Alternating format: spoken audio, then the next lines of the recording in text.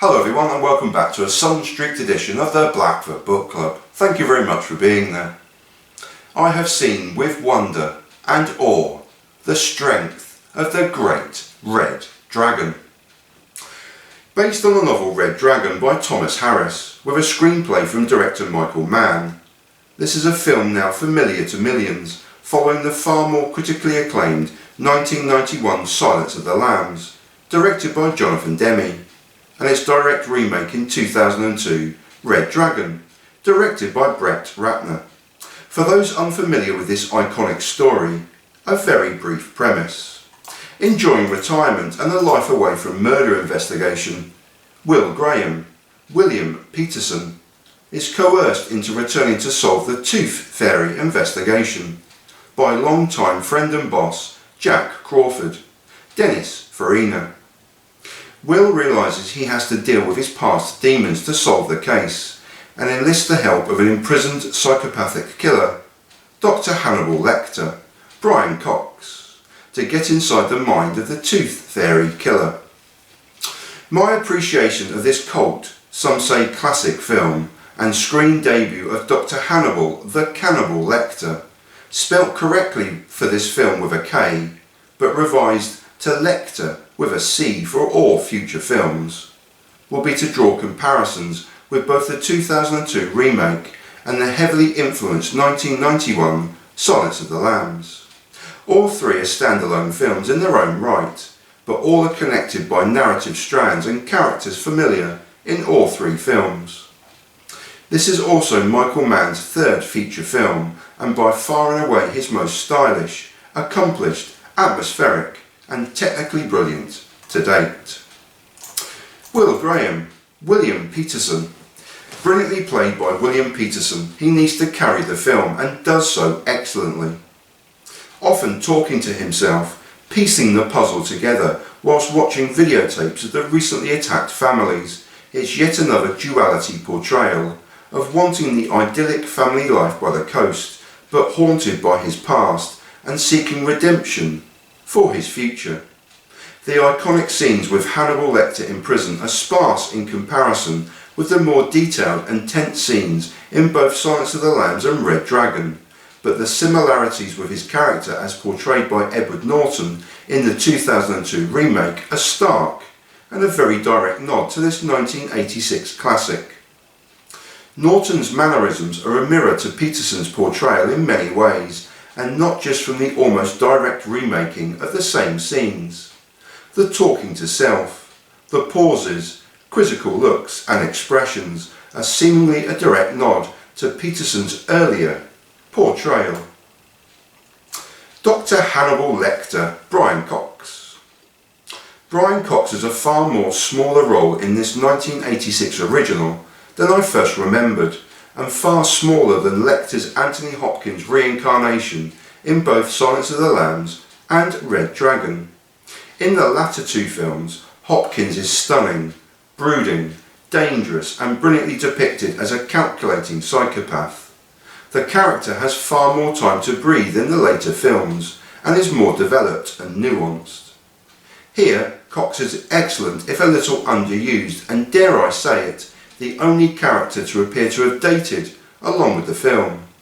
A minor criticism based on screen time, but also perhaps an unfair criticism when compared to Hopkins' majestic performances in the later films. Jack Crawford, Dennis Farina. Dennis Farina is another standout performer in the 1986 original, cajoling his friend to return in the hunt for the Tooth Fairy. A far larger role than that given to Harvey Keitel in the 2002 remake, and on a par with Scott Glenn's incredible performance in Silence of the Lambs. There's no higher praise. Francis Dolarhyde, Tom Noonan. Tom Noonan's portrayal as the Tooth Fairy, aka Francis Dolarhyde, remains underrated and superior even to Ralph Fiennes' portrayal in the remake. The balance kept between an insane, psychopathic killer and the sweeter-natured and wanting to be helpful photographic assistant is brilliantly done in both films, but Noonan's take here is sublime. With the iconic shot of the stocking face mask as a given, it's the touches and that balance that propel this performance. Mann shoots Noonan often slightly out of shot, an arm, a body without a face, and particularly from behind, thus projecting this almost ethereal being, a slight mystery to which is all quickly and brutally revealed. As the film builds to its climax, it's Noonan's portrayal that is to the fore, the burning jealousy, as a colleague accompanies his muse, Reba McClane, Joan Allen, home, watching home movies of the past, present families he intends to brutally murder, to lying in bed with Reba, torn with desire and with intentions both good and evil. A brilliant, sublime performance full of a delicate balance of menace, anxiety and sadistic pleasure.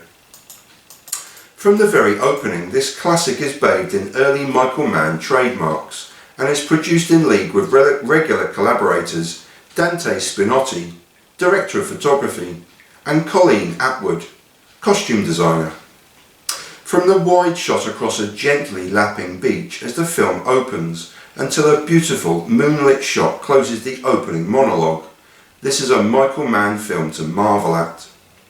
With a typical meticulous eye for detail and unrushed storytelling throughout, the film is also backed by a pulsing 80s style synthesizer hum, which is vastly superior to the same dated style of his earlier film, The Keep. The original music is credited to The Reds and Michele Rubini, and the musical score certainly heightens the film's tension, eeriness and drenching it in atmosphere throughout. Michele Rubini is also credited as composing the wonderful Graham's theme. There are so many iconic Michael Mann, Dante Spinotti style shots and scenes, the dream cutting into a slow motion nightmare, cutting to explicit photos on public display on an aeroplane, to the beachside shots, day and night, noted above, to a highly effective shot of Will Graham pondering deeply against a rain-soaked window backdrop. The best and most effective are saved for Dolarhyde and portray his descent into psychopathy perfectly. A beautiful sunrise wide shot followed by a zoom into Dolarhyde and Reba embracing by a beachside is a supreme example. However, the menace and anxiety that drips through Dolarhyde at Reba's front door, backlit by a streetlight and shot from below, giving Dolarhyde an even taller, more imposing figure, is brilliant. Similarly, the balance between Dolarhyde's psychopathy and softer side is aptly demonstrated when, nervous, unsure and agitated at work with Reba, he controls his psychopathy just, and determined to show her a more tender and loving side, we now cut to a scene that pleases both Dolarhyde and Reba separately, but while Reba's pleasure is complete, Dolarhyde's balance is teetering, threatening to break down again, and into madness. Two star supporting roles are worthy of note in addition to the standout stars of the film, namely Kim Greist as Molly Graham and Joan Allen's wonderful portrayal of Reba McClane. A brilliant film cut to the perfect running time of 2 hours, and though a little dated when compared to its 2002 remake, it's still far superior. Michael Mann's first classic cinematic offering is born, dripped in 1980s visuals and styles, but retains a real verve 27 years since initial release. And that was Manhunter from 1986, directed by Michael Mann. And I live in peace and in solidarity. And I thank you so much for watching. Please be careful out there, everyone. Please be safe. Peace.